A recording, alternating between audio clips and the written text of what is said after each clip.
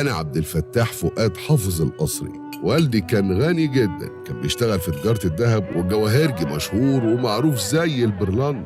اتعلمت في مدرسة الفرير الفرنسية في حي الظاهر، وما كنتش جاهل زي ما الناس كانت بتقول، وكنت أول واحد في العيلة اتعلم في المدرسة دي.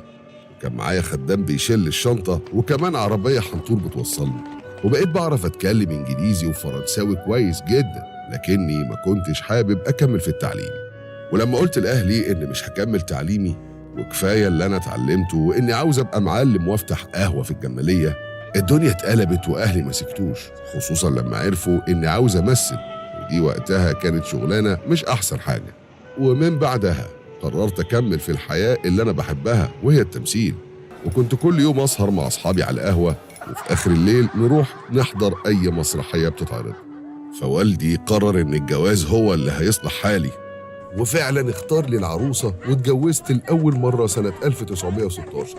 لكن هي كانت طول الوقت مكتئبة وبتعيط وأنا بحب الضحك والهزار، فطلقتها وما كملناش حياتنا سوا. ومهما حاولت أقنع والدي إن أمثل ما كانش بيوافق، ولما أصريت على الموضوع طردني وتقريبا قطعني. وفي الوقت ده رحت أشارك في فرقة جورج أبيض، وأول ما طلعت على المسرح وقلت أول جملة الناس ضحكت جدا، فجورج قفل الستارة وضربني بالقلم وقال لي إني ممثل فاشل ومستحيل أنجح. وبعد الموقف ده الجرايد كتبت عني كتير جدا، لحد ما أخباري وصلت لمكتشف الشباب في الوقت ده وهو نجيب الريحاني، وفعلا قابلته وغير لي حياتي، وقدمت معاه مسرحيات كتير وكبرت واتعرفت هناك في مسرح الريحاني، وشاركت معاه في أفلام زي سي عمر ولعبة الست، والأفلام دي نجحت وكسرت الدنيا. ووقتها ظهرت الجميلة حكمة الست اللي كانت بتحبني جدا ونفسها تقرب مني وتتعرف عليا، كانت بتحضر لي كل المسرحيات، فحبيتها واتجوزتها. لكن للأسف مرتبي كان 20 جنيه وما كانش مكفي مصاريفها، فبرضه ما قدرتش أكمل معاها واتطلقنا. بعدها قابلت ست طيبة اسمها فريدة، وكانت دي جوازتي التالتة، وبرضه ربنا ما رزقنيش بالخلفة. اتفقنا أنا وفريدة إننا نتبنى طفل صغير يعيش معانا ويملى علينا حياتنا. وفي يوم وانا راجع من الشغل قابلت طفل عنده 12 سنة اسمه مسعود، بيشتغل عند البقال اللي تحت بيتنا، كان بينام على الأرض في المحل، فصعب عليا وأخدت ربيه. مراتي فريدة اتصدمت من شكله وقالت لي أنا مش هعيش معاه في بيت واحد، وخيرتني بينه وبينها، فطلقتها واخترته هو. استمريت في السينما وعملت ثنائي ما حصلش مع إسماعيل ياسين، لكن كنت بطلت مسرح بعد وفاة الريحاني، وما رجعتش للمسرح تاني إلا مع بداية فرقة إسماعيل ياسين.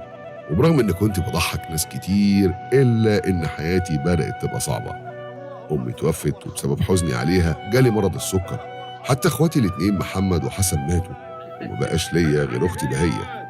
ولما وصلنا سنة 1958 تعبت جدا ودخلت المستشفى، كان وقتها سني فوق ال60، وكان معايا ممرضة اسمها سهام، كانت شايفة طلباتي وبتأكلني وبتديني الدواء، وللأسف حبيتها، وأول ما طلبتها للجواز وافقت وبدأت ترسم عليا دور الحنية، لحد ما قالت لي إنها عاوزاني أأمن لها مستقبلها لأنها خايفة من ابني لا يرميها في الشارع.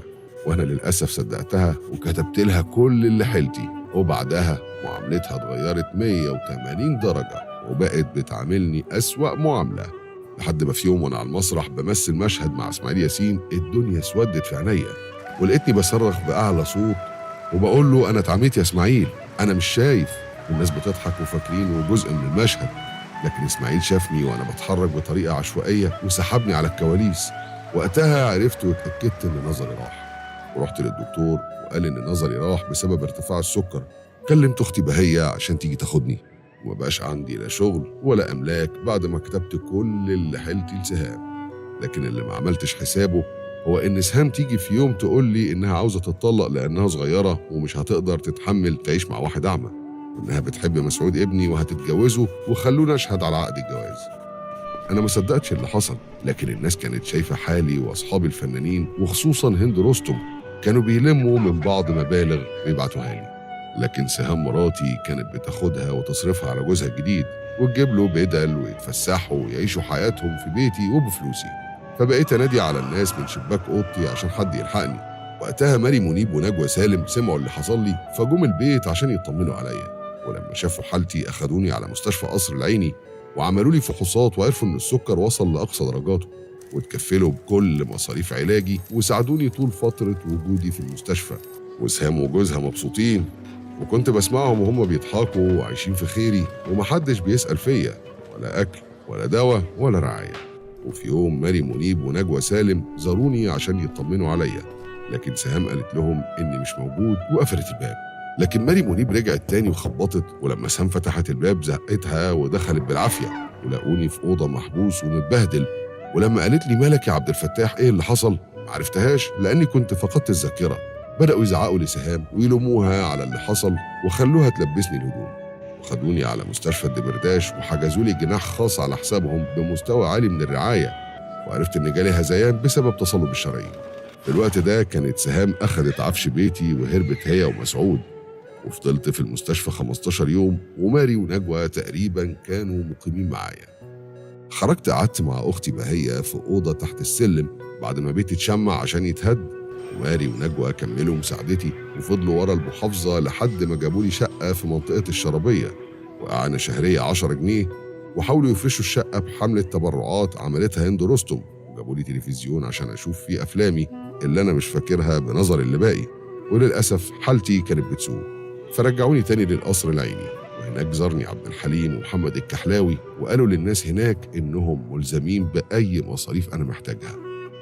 وماري منيب فضلت تفكر فيا وهعمل إيه لما أخرج، وبدأت تجمع لي فلوس من الفنانين، وفعلا محدش قصر، لكني ملحقتش أصرف الفلوس دي، لأني في آخر يوم في حياتي يوم 7 مارس سنة 1964 ماري ونجوى زاروني كالعادة، وطلبت منهم ياخدوني معهم المسرح، وفعلا أخدوني معاهم أشوفهم من الكواليس على كرسي متحرك. وبعد ما العرض خلص شدوني على المسرح، والناس أول ما شافوني فضلوا سقفوا لي كتير جدا، وبعدها رحت البيت نمت ما قمتش. ويوم 8 مارس أختي بهية دخلت تصحيني، لقيتني ميت، وفي جيبي صورتين، صورة ليا مع نجيب الريحاني وصورة للريحاني لوحده، وجنازتي ما مشيش فيها غير 4 منهم أختي بهية. اللهم ابعثه دارا خيرا من داره واهلا خيرا من اهله.